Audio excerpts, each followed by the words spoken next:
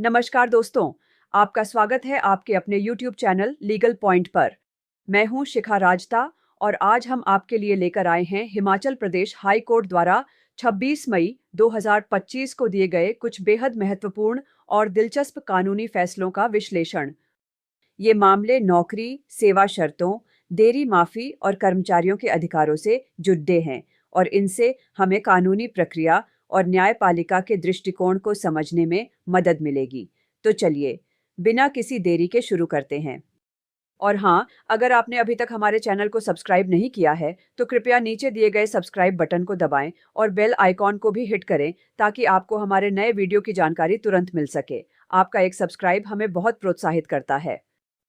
सबसे पहले बात करते हैं द्रौपदी देवी बनाम गोविंद राम केस के बारे में, जो कि कॉन्डोनेशन ऑफ डिले यानी देरी माफी में लापरवाही पडढेगी भारी के बारे में है। Case number CRMPM number 1872 of 2024। फैसले की तारीख 26 मई 2025। जज माननीय न्यायमूर्ति श्री तरलोक सिंह चौहान और माननीय न्यायमूर्ति श्री सुशील कुकरेजा। इस मामले में याचिकाकर्ता ने मुख्य याचिका दायर करने में हुई 145 दिनों की देरी को माफ करने की मांग की थी। उन्होंने अपनी अर्जी में कुछ कारण बताए, जैसे वकील को तारीख का सही पता न चलना और फिर पारिवारिक कारणों से वकील का शहर से बाहर जाना। लेकिन सुनवाई के दौरान वकील ने यह मान लिया कि उन्होंने याचिकाकर्ता को 9 जनवरी 2024 को ही बता दिया था कि उनका केस निचली अदालत में 20 दिसंबर 2023 को खारिज हो चुका है। यह जानने के बावजूद याचिकाकर्ता ने लगभग 4 महीने तक कोई कदम नहीं उठाया। कानूनी बिंदु। लिमिटेशन एक्ट 1983 धारा 5। यह धारा अदालतों को पर्याप्त कारण होने पर देरी को माफ करने की शक्ति देती है। पर्याप्त कारण सफिशिएंट कॉज। अदालत ने स्पष्ट किया कि पर्याप्त कारण का मतलब लचीला है, लेकिन इसका फायदा उठाने के लिए नेक नियति, बोनाफिडेस और सतर्कता जरूरी है। उदार दृष्टिकोण बनाम लापरवाही। अदालतें आमतौर पर देरी माफी में उदार दृष्टिकोण अपनाती हैं ताकि न्याय हो सके, लेकिन घोर लापरवाही, ग्रोस नेग्लिजेंस या जानबूझकर की गई देरी को माफ नहीं किया जा सकता। मनगढ़ंत कहानी। अगर देरी के लिए दिया गया स्पष्टीकरण भरोसेमंद न हो या मनगढ़ंत कहानी लगे तो अदालत उसे स्वीकार नहीं करेगी। लिमिटेशन कानून की कठोरता। लिमिटेशन कानून कठोर हो सकता है, लेकिन इसे सख्ती से लागू किया जाना चाहिए। जो लोग अपने अधिकारों के प्रति सोते रहते हैं, अदालत उनकी मदद नहीं कर सकती। हाईकोर्ट ने पाया कि याचिकाकर्ता की ओर से घोर लापरवाही हुई है और उनकी नीयत साफ नहीं थी। अदालत ने उनके स्पष्टीकरण को मनगढ़ंत कहानी करार दिया। इसलिए हाईकोर्ट ने देरी माफी की अर्जी को खारिज कर दिया और परिणाम स्वरूप मुख्य याचिका भी खारिज हो गई। इस केस से सीख, कानूनी मामलों में समय का बहुत महत्व है। अगर आप अपने अधिकारों के प्रति सतर्क नहीं रहेंगे तो आपको नुकसान उठाना पड़ सकता है। दोस्तों, क्या आपको लगता है कि लिमिटेशन कानून में कुछ और लचीलापन होना चाहिए या अदालतों का यह सख्त रवैया सही है? अपने विचार नीचे कमेंट्स में ज़रूर बताएं। और अगर आपको यह जानकारी उपयोगी लग रही है तो वीडियो को लाइक करना न भूलें। अब बात करते हैं रामचंद अब अन्य बनाम हिमाचल प्रदेश सरकार के बारे में, जो कि ऊंची पोस्ट पर काम करने से क्या उस पोस्ट पर हक मिल जाता है के बारे में है। Case number CWPOA number 6454 of 2020। फैसले की तारीख 26 मई 2025। जज माननीय न्यायमूर्ति श्री विवेक सिंह ठाकुर और माननीय न्यायमूर्ति श्री रंजन शर्मा। याचिकाकर्ता, जो पहले बेलदार के पद पर लगे थे और बाद में नियमित हुए, उन्होंने शॉट फायरर कम ब्लास्टमैन का लाइसेंस प्राप्त किया और यह काम भी किया। उन्होंने मांग की कि उन्हें बेलदार से शॉट फायरर कम ब्लास्टमैन के पद पर अपग्रेड या रिडेजिग्नेट किया जाए। सरकार ने इसका विरोध करते हुए कहा कि भर्ती और पदोन्नति नियम RNP रूल्स इसकी इजाजत नहीं देते। यह पद अब खत्म हो रहा है, डाइंग कैडर, और अब यह काम ठेकेदारों से करवाया जाता है। कानूनी बिंदु। भर्ती और पदोन्नति नियम RNP रूल्स। किसी पद पर नियुक्ति या पदोन्नति RNP रूल्स के अनुसार ही हो सकती है। बेलदार को शॉट फायरर बनाने का कोई प्रावधान नियमों में नहीं था। नियोक्ता का विशेषाधिकार एम्प्लॉयर्स प्रेरोगेटिव पद बनाना, खत्म करना, जारी रखना और किस पद के लिए कौन सी श्रेणी फीडर कैटेगरी होगी, यह तय करना नियोक्ता एम्प्लॉयर का विशेषाधिकार है। उच्च पद के कर्तव्य निभाना। केवल उच्च पद के कर्तव्य निभाने या ट्रेनिंग लेने से उस पद पर नियुक्ति का अधिकार नहीं मिल जाता। न्यायिक समीक्षा, जुडिशियल रिव्यू। अदालतें नियोक्ता के इन फैसलों में तभी हस्तक्षेप कर सकती हैं जब वे असंवैधानिक या मनमाने हों। लाइसेंस की वैधता। पद के लिए जरूरी लाइसेंस की वैधता खत्म हो जाने पर व्यक्ति अयोग्य हो सकता है। हाई कोर्ट ने पाया कि आरएनपी रूल्स के तहत याचिकाकर्ता बेलदार से शॉट फायरर के पद पर पदोन्नति के हकदार नहीं थे। अदालत ने यह भी माना कि पद बनाना या खत्म करना सरकार का नीतिगत फैसला है और इसमें हस्तक्षेप का कोई कारण नहीं बनता। इसलिए हाई कोर्ट ने याचिका को खारिज कर दिया। इस केस से सीख, केवल किसी पद का काम करने से आप उस पद के हकदार नहीं हो जाते। इसके लिए भर्ती नियमों का पालन होना जरूरी है और नीतिगत फैसलों में अदालतें कम ही हस्तक्षेप करती हैं। अब बात करते हैं हेमचंद बनाम हिमाचल सड़क परिवहन निगम (HRTC) के बारे में, जो कि 8 साल की सेवा के बाद नियमितीकरण का अधिकार पर है। Case number CWPOA number 5730 of 2020। फैसले की तारीख 26 मई 2025। जज माननीय न्यायमूर्ति श्री विवेक सिंह ठाकुर और माननीय न्यायमूर्ति श्री रंजन शर्मा। ये कई याचिकाएं थीं जिनमें HRTC के कर्मचारियों ने अपनी प्रारंभिक नियुक्ति से 8 साल पूरे होने पर नियमितीकरण की मांग की थी। HRTC ने उनके दावों को खारिज कर दिया था।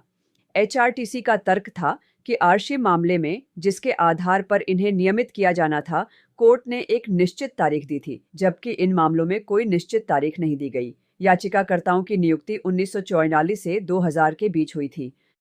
कानूनी बिंदु। आरशी केस का सिद्धांत।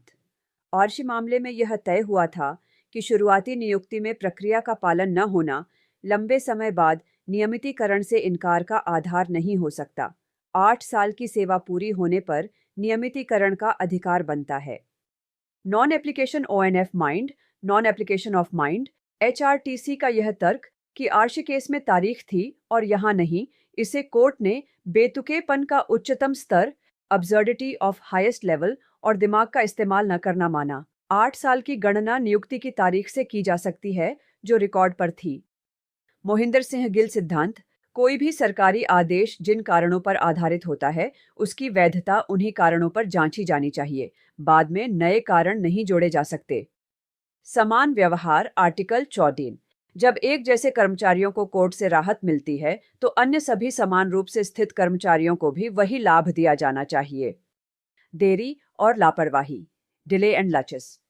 हालांकि सेवा मामलों में देरी से दावे खारिज हो सकते हैं, लेकिन जब गलती नियोक्ता की हो और मामला नीतिगत हो तो कर्मचारियों को लाभ से वंचित नहीं किया जा सकता। वित्तीय लाभ। Monetary benefits. ऐसे मामलों में अदालतें अक्सर वास्तविक वित्तीय लाभों को याचिका दायर करने से 3 साल पहले तक सीमित कर सकती हैं। हाई कोर्ट ने HRTC के तर्कों को पूरी तरह खारिज कर दिया। कोर्ट ने कहा कि HRTC का फैसला बेतुका और मनमाना है। आरशी केस के आधार पर कोर्ट ने सभी याचिकाकर्ताओं को उनकी प्रारंभिक नियुक्ति से 8 साल पूरे होने पर नियमित करने का निर्देश दिया। हालांकि वास्तविक वित्तीय लाभ, अरियर्स, याचिका दायर करने से 3 साल पहले की अवधि के लिए ही दिए जाएंगे। उससे पहले के लाभ केवल नोशनल होंगे।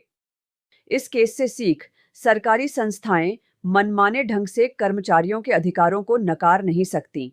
अगर कोर्ट ने कोई सिद्धांत स्थापित किया है तो उसे समान मामलों में लागू करना होगा। यह फैसला HRTC के कई कर्मचारियों के लिए एक बड़ी राहत है। अगर आप भी ऐसे ही किसी मामले से जूझ रहे हैं तो यह फैसला आपके काम आ सकता है। कृपया इस वीडियो को ज़्यादा से ज़्यादा शेयर करें ताकि यह जानकारी ज़रूरतमंद लोगों तक पहुंच सके, और चैनल को सब्सक्राइब करना न भूलें। अब बात करते हैं रामलाल व अन्य बनाम हिमाचल प्रदेश सरकार केस के बारे में, जो कि क्या सरकार सेवा कैडर बदल सकती है, प्रमोशन के अवसर कम होना क्या, मौलिक अधिकार का हनन है, आदि पर हैं। Case number CWP number 11248 of 2024। फैसले की तारीख 26 मई 2025। जज माननीय न्यायमूर्ति श्री तरलोक सिंह चौहान और माननीय न्यायमूर्ति श्री सुशील कुकरेजा। याचिकाकर्ता, जो राजस्व विभाग में वरिष्ठ सहायक सीनियर असिस्टेंट्स के पद पर कार्यरत थे, उन्होंने सरकार की उस अधिसूचना को चुनौती दी जिसके तहत उनके पदों, जो पहले जिला मंडल कैडर के थे, को राज्य कैडर घोषित कर दिया गया था। उनका तर्क था कि इससे उनकी वरिष्ठता, सीनियरिटी और पदोन्नति के अवसर, चांसेस ऑफ प्रमोशन, प्रभावित होंगे। सरकार ने कहा कि यह एक प्रशासनिक फैसला है जो जनहित में लिया गया है। कानूनी बिंदु। पदोन्नति का अधिकार बनाम अवसर। पदोन्नति के लिए विचार किए जाने का अधिकार, right to be considered for promotion, सेवा की शर्त है, लेकिन पदोन्नति के मेयर चांसेस सेवा की शर्त नहीं है। केवल अवसरों में कमी आना सेवा शर्तों में बदलाव नहीं माना जा सकता। सरकार की नियम बदलने की शक्ति। राज्य सरकार को सेवा नियम बनाने, उनमें संशोधन करने, कैडर बनाने, उन्हें पुनर्गठित करने का पूरा अधिकार है। यह एक नीतिगत मामला है। P U Joshi case. Supreme court ने पीयू जोशी मामले में स्पष्ट किया है कि कैडर, पद, योग्यताएं, पदोन्नति के रास्ते तय करना राज्य के विशेष अधिकार क्षेत्र में आता है। कैडर बदलना। जिला कैडर को राज्य कैडर में बदलना सरकार का प्रशासनिक फैसला है और इसे मनमाना नहीं कहा जा सकता, खासकर जब इसका उद्देश्य दक्षता और पारदर्शिता लाना हो। न्यायिक संयम, जुडिशियल रिस्ट्रेंट। अदालतों को नीतिगत और प्रशासनिक मामलों में हस्तक्षेप करने से बचना चाहिए जब तक कि वे असंवैधानिक या मनमाने न हों। हाई कोर्ट ने सुप्रीम कोर्ट के कई फैसलों का हवाला देते हुए कहा कि पदोन्नति के अवसर सेवा की शर्त नहीं है और सरकार को सेवा नियम और कैडर बदलने का अधिकार है। कोर्ट ने पाया कि अधिसूचना जारी करना सरकार की क्षमता के भीतर था और यह मनमाना या अवैध नहीं था, इसलिए हाई कोर्ट ने याचिका को खारिज कर दिया। इस केस से सीख। सरकार प्रशासनिक जरूरतों के हिसाब से सेवा नियमों और कैडरों में बदलाव कर सकती है। केवल पदोन्नति के अवसर कम होने के आधार पर ऐसे बदलावों को चुनौती देना मुश्किल है। अब बात करते हैं गीता देवी बनाम चौधरी सरवण कुमार कृषि विश्वविद्यालय के बारे में, जो कि क्या वर्क चार्ज स्थापना के बिना वर्क चार्ज स्टेटस मिल सकता है, पर हैं। Case number CWPOA नॉजदिर 6170, 6171, 6173, 6175, 6184, 6185 and 6187 of 2020। फैसले की तारीख 26 मई 2025। जज माननीय न्यायमूर्ति श्री विवेक सिंह ठाकुर और माननीय न्यायमूर्ति श्री रंजन शर्मा। याचिकाकर्ता, जो 1993 में विश्वविद्यालय में दैनिक वेतन भोगी डेली वेजर्स के रूप में लगे थे, उन्होंने 8 साल की सेवा पूरी करने पर यानी 1 जनवरी 2002 से वर्क चार्ज स्टेटस देने की मांग की। विश्वविद्यालय ने इसका विरोध करते हुए कहा कि उनके पास वर्क चार्ज स्थापना, वर्क चार्ज एस्टैब्लिशमेंट है ही नहीं। कानूनी बिंदु। मूल राज उपाध्याय केस। सुप्रीम कोर्ट ने इस मामले में HP सरकार की स्कीम को मंजूरी दी थी, जिसके तहत सभी विभागों में दैनिक वेतन भोगियों को 8 साल बाद वर्क चार्ज स्टेटस दिया जाना था, चाहे वर्क चार्ज स्थापना हो या न हो। वर्क चार्ज स्थापना की अनिवार्यता। हाई कोर्ट ने अश्विनी कुमार और राकेश कुमार जैसे कई मामलों में यह तय किया है कि HP में वर्क चार्ज स्टेटस देने के लिए वर्क चार्ज स्थापना होना जरूरी नहीं है। राकेश कुमार केस। इस मामले में तय हुआ कि पुरानी स्कीम तब तक लागू रहेगी जब तक नई न आ जाए और देरी के आधार पर कर्मचारियों को वित्तीय लाभ से वंचित नहीं किया जा सकता, केवल ब्याज रोका जा सकता है। इसे सुप्रीम कोर्ट की 3 जज बेंच ने सही ठहराया। अश्विनी कुमार सूरजमणि केस। इन मामलों में सुप्रीम कोर्ट की 2 जज बेंच ने वर्क चार्ज स्टेटस तो दिया, लेकिन वित्तीय लाभ को नोशनल कर दिया। बड़ी बेंच का फैसला।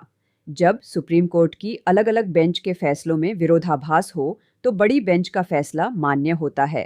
राकेश कुमार का फैसला 3 जज बेंच का था, जबकि अश्विनी कुमार सूरजमणि का 2 जज बेंच का। वित्तीय लाभ। राकेश कुमार और अरविंद श्रीवास्तव केस के आधार पर कर्मचारियों को वित्तीय लाभ पाने का अधिकार है, हालांकि अदालतें इसे याचिका दायर करने से 3 साल पहले तक सीमित कर सकती हैं। हाई कोर्ट ने विश्वविद्यालय के तर्कों को खारिज कर दिया और कहा कि वर्क चार्ज स्थापना न होना कोई आधार नहीं है। कोर्ट ने सुप्रीम कोर्ट की बड़ी बेंच के राकेश कुमार फैसले को मानते हुए कहा कि याचिकाकर्ता 1 जनवरी 2002 से वर्क चार्ज स्टेटस के हकदार हैं। कोर्ट ने निर्देश दिया कि उन्हें याचिका दायर करने से 3 साल पहले तक के वास्तविक वित्तीय लाभ दिए जाएं और उससे पहले के लाभ नॉशनल माने जाएं। इस केस से सीख वर्क चार्ज स्टेटस कर्मचारियों का एक महत्वपूर्ण अधिकार है और इसे तकनीकी आधारों पर नकारा नहीं जा सकता। साथ ही कानूनी लड़ाई में बड़ी बेंच के फैसलों का महत्व अधिक होता है। तो दोस्तों, ये थे आज के कुछ महत्वपूर्ण कानूनी मामले। उम्मीद है आपको यह जानकारी पसंद आई होगी और आपके ज्ञान में वृद्धि हुई होगी। अगर आपके कोई सवाल हैं या आप किसी खास कानूनी विषय पर वीडियो चाहते हैं, तो हमें कमेंट्स में ज़रूर बताएं। और अंत में एक बार फिर आपसे अनुरोध है कि अगर आपने अभी तक लीगल पॉइंट को सब्सक्राइब नहीं किया है, तो कृपया कर लें। वीडियो को लाइक करें, अपने दोस्तों और परिवार के साथ शेयर करें ताकि कानून की यह महत्वपूर्ण जानकारी सभी तक पहुंच सके। अगले वीडियो में फिर मिलेंगे कुछ और कानूनी जानकारियों के साथ। तब तक के लिए जागरूक रहें, सुरक्षित रहें। धन्यवाद। जय हिंद।